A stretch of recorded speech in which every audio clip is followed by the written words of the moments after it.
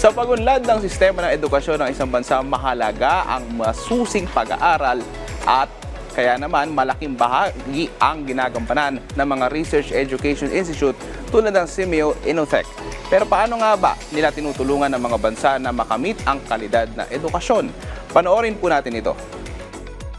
Mahalaga ang research o ang malalim na pagsusuri at pag-aaral upang masiguro ang pagpapaunlad ng education system ng isang bansa. Malaki ang papel na ginagampanan ng mga Research Education Institute katulad ng Simeo Inutech o Southeast Asian Ministers of Education Organization Regional Center for Educational Innovation and Technology. Ang Simeo Inutech ay isa sa mga proyektong naging bahagi ng administrasyon ng dating Pangulong Ferdinand Marcos Sr. Layunin nitong magbigay ng dekalidad na edukasyon at pagsasanay sa mga guro at leader sa Timog Silangang Asya. Bahagi rin ng tungkulin nito na tukuyin at solusyonan ang mga karaniwang problema at pangangailangan sa edukasyon sa rehiyon sa pamamagitan ng makabago at teknolohikal na paraan.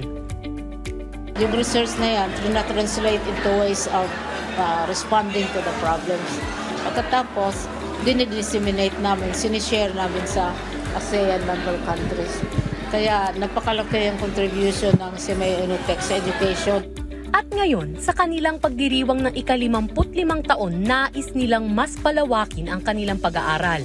Gusto rin nilang ipagpatuloy ang pag-develop ng mga polisiya sa paggamit ng Artificial Intelligence o AI.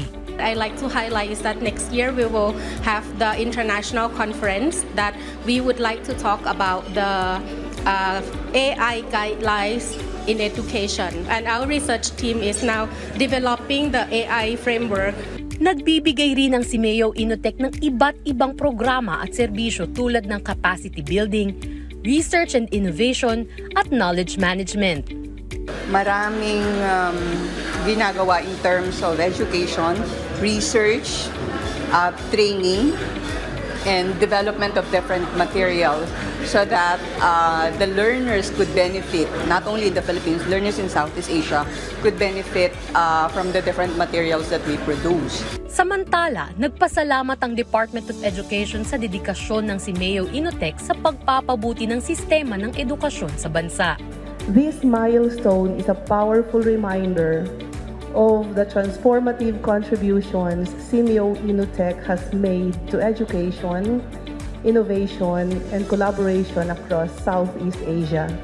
On behalf of the Department of Education and our Secretary, Sani Angara, I extend my heartfelt congratulations to Simeo Inutech for 5.5 decades of excellence and service.